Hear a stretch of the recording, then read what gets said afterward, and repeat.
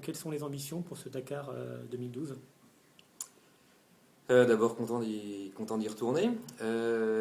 Déjà 10 ans, hein, puisque les Dakar, on les a à peine finis qu'il faut déjà penser au suivant.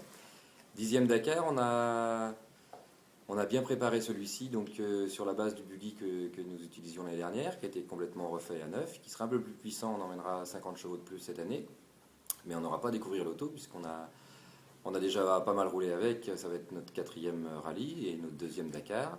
On a fini 13e l'année dernière au général et premier en deux roues motrices essence. Donc on pense qu'avec toutes les réserves qu'il faut sur les pronostics de cette course-là, mais on peut rentrer dans les 10 premiers.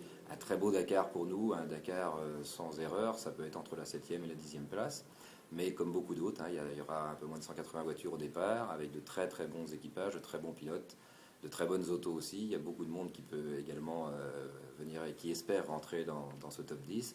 Mais décemment, passer les premières petites journées où on a des petites spéciales, où il faudra faire très attention en montagne, où c'est pas là où notre voiture est le plus à l'aise, dès qu'on va attaquer les gros déserts, les grosses journées, je pense qu'on sera au rendez-vous, on va tout faire pour en tout cas.